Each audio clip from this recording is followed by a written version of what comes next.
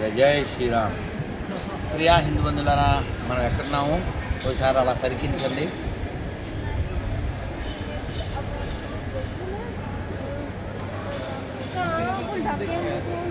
చుట్టూ దేవాలయాలు, గోపురాలు, ఆ వెనకాల మీకు జూమ్ చేస్తున్నాడు. ఇప్పుడు పెద్ద గుడి కనబడుతుంది.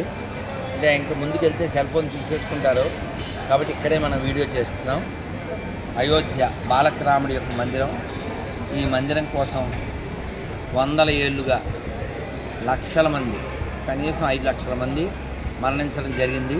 ఈ పాషన్నంటూ దరిద్రుల వలన వారి చేతుల్లో. మళ్ళీ మన అనుకునే ఎదవలు కూడా పరిపాలించిన కాలంలో కూడా పోలీసులు ఫైర్ అని చెప్పి చంపేశారు. అయినా రాముడి కోసం పట్టుబట్టి కోట్ల మంది ఎన్నో ఉద్యమాలు చేసి ఆ రాముడిని సాధించుకున్నాం. రాముడు మర్యాదా పురుషోత్తముడు. ఆయన భార్యని, తమ్ముళ్ళని, రాజ్యాన్ని, సుఖాన్ని వదిలేస్తానన్నాడు, కానీ ధర్మాన్ని విడిచిపెట్టనన్నాడు. కాబట్టి ఆ ధర్మమూర్తి రామచంద్రమూర్తి కొలువైనటువంటి ఈ అయోధ్య ధామంలో మనం స్మరించడమే గొప్ప. 7 మోక్ష నగరాల్లో మొట్టమొదటిది అయోధ్య.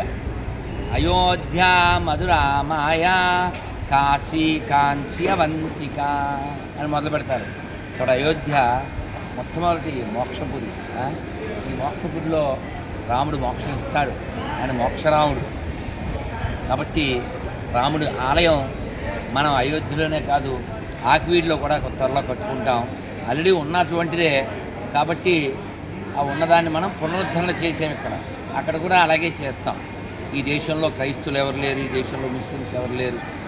కాబట్టి అప్పటి కాలంలో ఎందరో సాధువులు, సంతులు, మహాత్ములు ఈ అయోధ్య రామాలయం కోసం ఎంతో ప్రయత్నం చేసి తదుపరి కాలంలో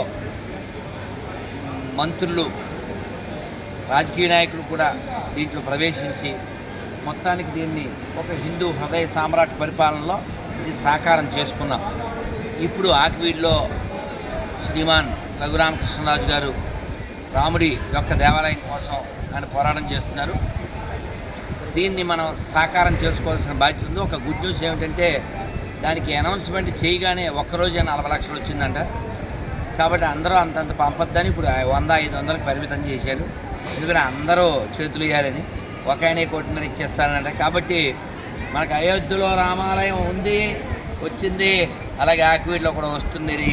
రాముడి సాక్షిగా చెప్తున్నాను, అక్కడ ఎవరైతే తమను తాము వేరే మతంగా భావించుకుంటున్నారో మోసపోయిన నీతి లేని వాళ్ళు కూడా హిందువులకే పుట్టారు అనే విషయం వాళ్ళు మర్చిపోయారు. మనం గుర్తు చేద్దాం. పనికిమాలిన ఎడారి మతాల నుంచి ప్రపంచాన్ని రక్షించవలసిన బాధ్యత మనది. దానికి ఆధారం రాముడు మాత్రమే. రాముడు ఉంటే లోకం బాగుంటుంది. రాముడిని చూడగానే ఎన్నో ముఖాల్లో ఆనందం వచ్చేది. రాముడు అడవికి వెళ్ళిపోతే ఆవులు మేత మానేసినాయి, గుర్రాలు, ఏనుగులు తిండి మానేసినాయి, చెట్లు వాడిపోయినాయి. కాబట్టి పక్షులు నీళ్లు తాగలేదు. అది రామో రామ రామ రామం యస్య రామం న పశ్యతి అన్నారు. రాముడినే నువ్వు చూడలేదా, రాముడు నిన్ను చూడలేదా అని మనస్సు నిందించేదాం. కాబట్టి ఆ రాముడిని మనం పొందుదాం, ఆ రాముడిని అందరికీ అందిద్దాం. ఆ రాముడు అందరివాడు. ఎందుకంటే సరయూ తీరంలో రాముడు పుట్టినా గోదావరి తీరానికి రాముడికి చాలా బంధం ఉంది. సీతమ్మ కనబడలేదు, గోదావరిని అడిగాడు. ఆ తీరంలోనే రావణాసుడు ఎత్తుకుపోయాడు. అప్పుడు గోదావరి భయపడింది. గోదావరి భయపడచ్చు రావణాసురుడు కాలం, కానీ గోదావరి వాళ్ళు భయపడకూడదు. ఎడారిలో వాటర్ ఉండదు, ఎడారి మతంలో మ్యాటర్ ఉండదు, కానీ గోదావరి వాళ్ళ దగ్గర వాటర్ ఉంది, మ్యాటర్ ఉంది. ఈ మతం మారిన వాళ్ళందరినీ వెనక్కి తేవాల్సిన బాధ్యత ఉంది. వాళ్ళంతా మనకే పుట్టారని గుర్తు చేయాల్సిన బాధ్యత ఉంది. వాళ్ళ తల్లులు మంచోళ్ళని గుర్తు చేయాల్సిన బాధ్యత ఉంది. రాముడి తల్లి గొప్పది కౌశల్య. అలాగే మతం మారిన వాళ్ళ తల్లులు కూడా గొప్పవాళ్ళే, కానీ వాళ్ళు మతం మారి గతం మరిచిపోయి కథమైపోతున్నారు. మరి వాళ్ళందరినీ వెనక్కి తేవాలి. రాముని వారము మాకేమి విచారము, రామానిదే భారము, దాశరథి నీవే మాకు ఆధారము. ఆ రాముడు మనవాడు, మనందరి వాడు.